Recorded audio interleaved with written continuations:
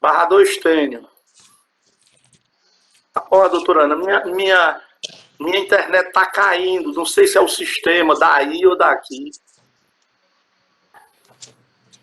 Vossa Excelência permitir, eu posso chamar, presidente. Barrador Estênio é uma apelação civil 109 da pauta. É segredo de justiça. 007. Hã? É segredo de justiça. É isso que eu ia falar. É em segredo de justiça. Já que não tem mais advogado na sala, Vossa Excelência quer só Eu posso as anunciar só os nomes. iniciais ou não? É, exatamente. Pronto, então eu posso dispensar o relatório, saber do advogado. Doutor advogado, por favor, o nome, a parte que representa e se dispensa o relatório. Vocês têm 15 minutos. Obrigado, Excelência. Meu nome é César Jorge Souza Cabral, OAB PE 36594. Represento a parte apelante e, sim, nós dispensamos a leitura do relatório. Obrigado. Pode usar 15 minutos. Obrigado, Excelências. Em primeiro lugar, quero aqui parabenizar esse esforço de todos, e em muito especial Vossas Excelências desembargadores, na pessoa do ilustre relator, doutor Estênio Neiva, de estar essa tarde toda já prolongada até às 17h20, ainda com alguns processos a serem julgados. Meus colegas advogados, o ilustre representante do Ministério Público. Eu irei logo adentrar ao mérito. Este processo originou-se na vara de Jaboatão dos Guararapes, primeira vara de família, não irei declinar os nomes, e ele tratava na sua causa petente de duas coisas, de reconhecimento e dissolução de união estável e de partilha de bens. O juízo de piso sentenciou, confirmando a dissolução da união estável e também determinando a partilha dos bens amealhados na constância daquela união estável. Com o trânsito em julgado daquela sentença de piso, cujo qual não houve recurso, adentramos com um pedido de liquidação da sentença para, consequentemente, haver, de fato, a partilha daqueles bens amealhados, instados da sentença. Mas eis que, uma vez que isto aconteceu e procedeu, o juízo de piso, ao fim e ao cabo, extinguiu o processo na sua fase executiva sem resolução do mérito, declarando, então, a sua incompetência sobre a matéria. E causou estranheza a defesa da ora apelante, pois até a própria fase executiva transcorreu com o seu curso normal. Ou seja, entramos com o pedido de liquidação da sentença, formalizamos, liquidamos a sentença, a parte adversa apresentou a sua contestação dos valores, a menor, houve a nossa aceitação daqueles valores a menor, porém, entretanto, mais adiante, foi que ela veio a extinguir a própria execução. E aí, Vossas Excelências, irresignado com tal decisão do juízo de piso,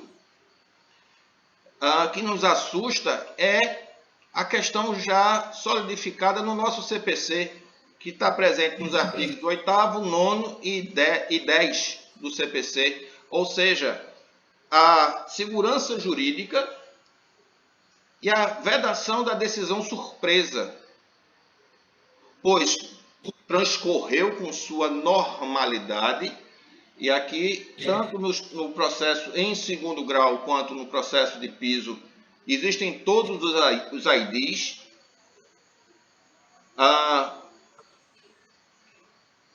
Inclusive, o nosso petitório em grau de recurso, já no segundo grau, é de ID 8531 780, que são os nossos memoriais com a nossa concordância com os valores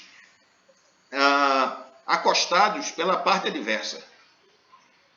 E aí, Vossas Excelências, eu não vou me alongar por questões extremamente óbvias, mas eu vou fazer uma citação de dois precedentes do STJ, que é o RESP 12.80.825, da relatoria da ministra Isabel Galotti, aonde eu vou fazer aqui, abre aspas, fecha-se aspas, essa citação direta da ilustre ministra: os fatos da causa devem ser submetidos ao contraditório, não ao ordenamento jurídico, o qual é de conhecimento presumido, não só do juiz, mas de todos os sujeitos ao império da lei.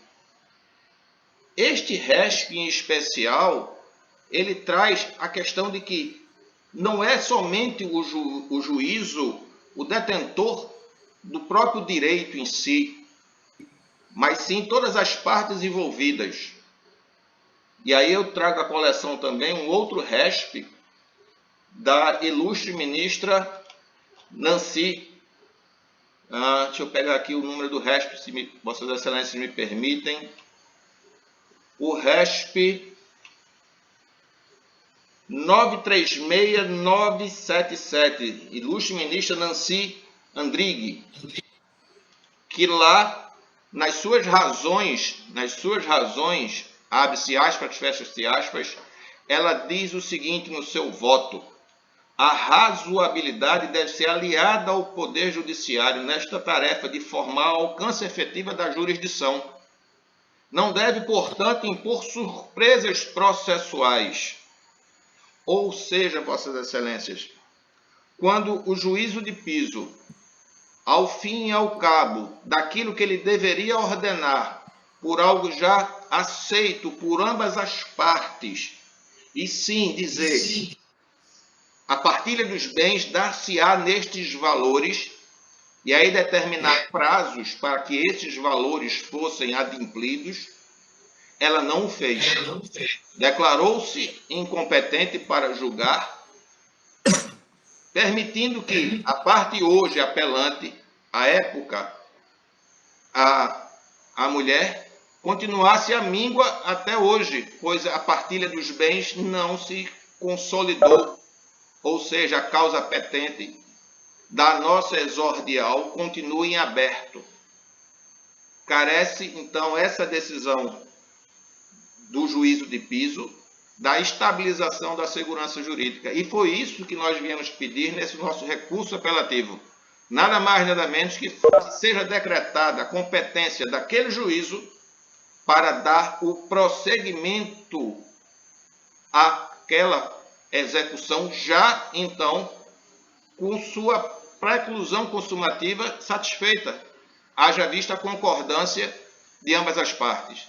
Então, Vossas Excelências, para não me alongar, sei que todos estamos cansados, muito mais Vossas Excelências, porque tem que apreciar uma infinidade de processos. Então, eu agradeço aqui, mais uma vez, inclusive a paciência de Vossas Excelências com esse causídico que aqui se encontra. Muito obrigado, estamos satisfeitos, Excelências.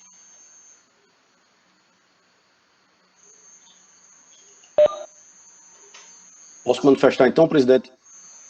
Posso manifestar? Não estamos escutando, acredito que sim. Posso manifestar, presidente? Pode, à vontade. Tá, obrigado.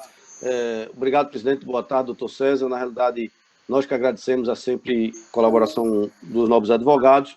Eu, no presente caso, na realidade, eu estou, inclusive, julgando contrário ao entendimento de Vossa Excelência, doutor César, pedindo a Ivênia por entender diferentemente. Então, no pedido do apelo, há o pedido de concessão do benefício da justiça gratuita, que eu estou atendendo, e que seja reconhecida a competência da primeira vara de família e registro civil da comarca de Jaboatão dos Guararapes para julgar a presente demanda.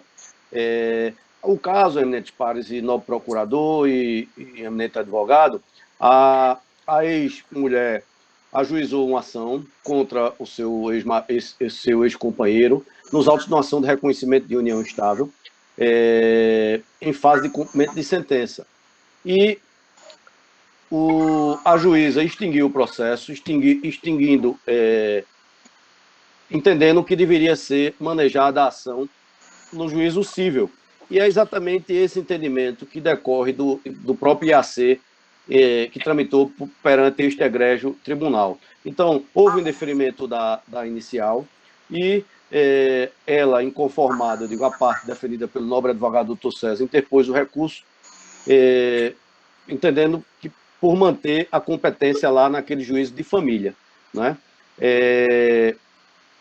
Eu, como já afirmei, defiro a gratuidade e repito que o mérito da causa consiste em definir a competência de demandas relativas ao patrimônio do ex-casal após esse desenlace matrimonial, né, de união estável e partilha de bens.